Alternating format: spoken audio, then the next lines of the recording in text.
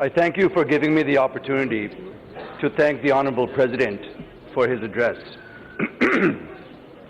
Sir, at the outset, I would like to congratulate Sri Narendra Modi ji, the BJP and the NDA for their victory in the recently concluded Lok Sabha elections. The TDP had been a partner with NDA-1 with Sri Atal Bihari Vajpayee ji and in NDA-2 with Sri Narendra Modi ji, who promised us that post the unscientific and unfair bifurcation of Andhra Pradesh, that he would ensure that all provisions of the AP Reorganization Act and the assurances given by then Prime Minister Sri Manmohan Singh, especially the granting of special category status, would be fulfilled. Indeed, we had to walk out of the NDA due to the fact that the SCS was being denied to us, and the implementation and execution of the AP Reorganization Act was being delayed beyond a reasonable time limit. The TDP left the NDA after a long escalation process, sir, in which we gave the central government every opportunity to deliver our rights, sir. We fought hard to get our rights, sir. The people of India have given a massive mandate to the BJP and NDA, but in Andhra Pradesh, both the BJP and the TDP have suffered heavy losses, sir. The BJP went down to less than 1% vote share and didn't even win a single MLA or a single MP in our state.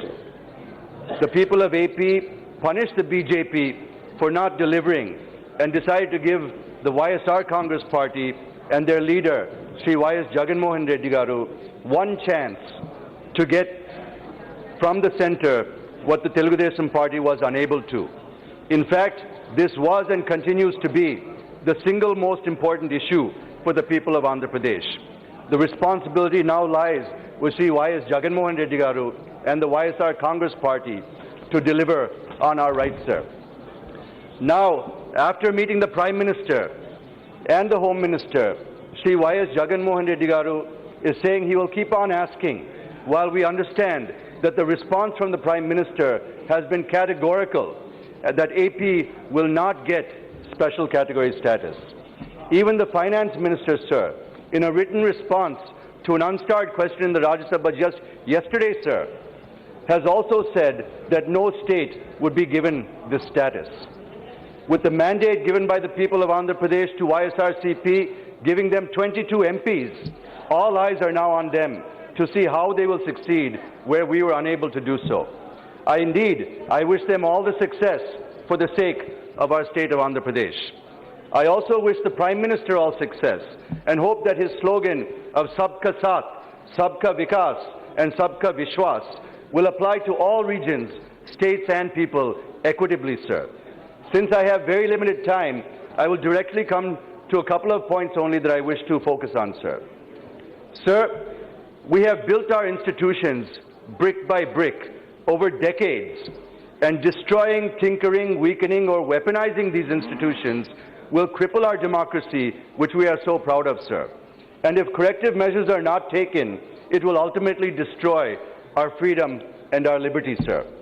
I am neither saying that this was started by the BJP, nor am I blaming any other government. All I'm saying is that it had reached its peak during the emergency, and we are seeing a similar scenario now as well. There are many examples, but I will give only 3 examples, sir.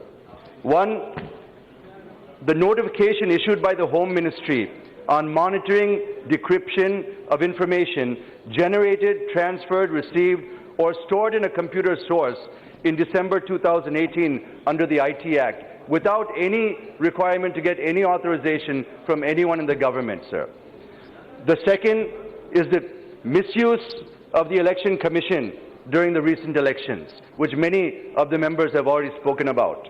The third, sir, and the latest one, is how the BJP is breaking our party and grabbing 4 of our Rajya Sabha MPs by resorting to coercive politics and weaponizing the institutions.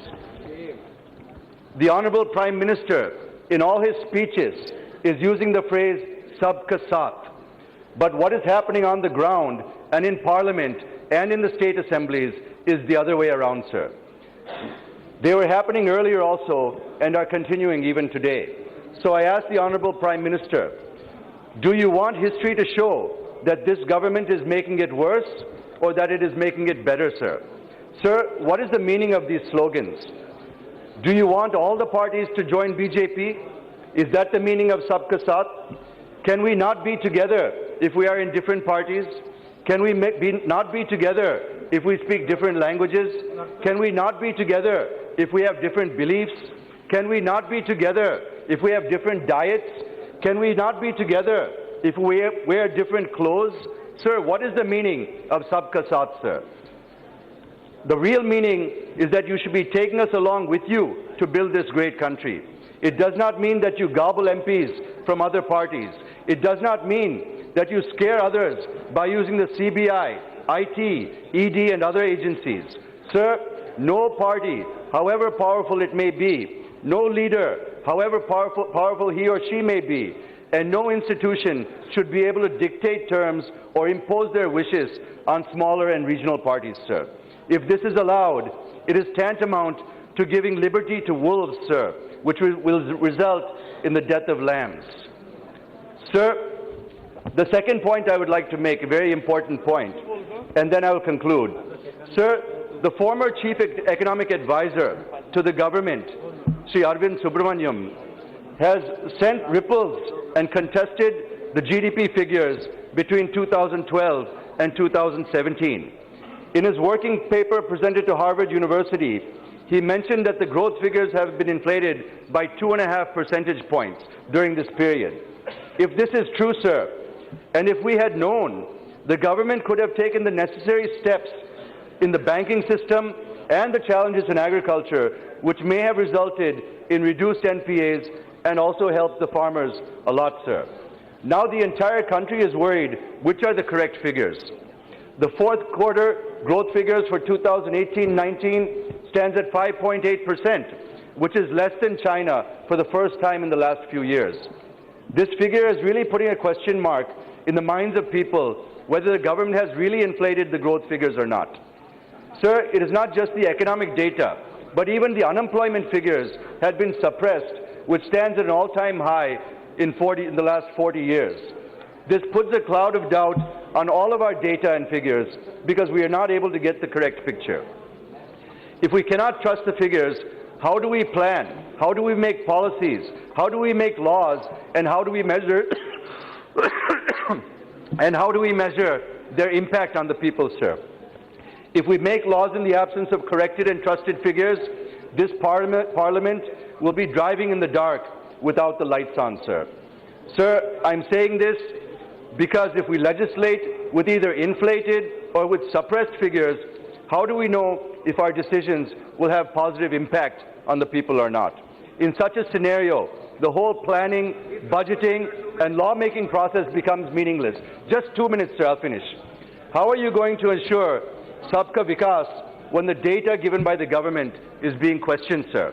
Sir, the correct figures are all the more important because we are in the budget session now, sir, and the finance minister is going to present the budget just in a few days' time. The economic survey is also going to be presented to the House on the 4th of next month. I'm sure figures of the economic survey have already been finalized. We cannot change them now, but the moot point is, can we trust this data? Sir, I suggest for the consideration of the Honourable PM to constitute a task force consisting of national and international experts. I'm just concluding, sir. International experts, statisticians, macroeconomists, and policy users who will be able to verify the data. This will then give the country the real and credible picture. Sir, how are you going to win Sabka Vishwas when there is already a sense of doubt in the minds of people on the economic growth figures, credibility of institutions, and shattering the moral and ethical values of polity? These are some of the observations I wish to make within the limited time at my disposal. Thank you, sir.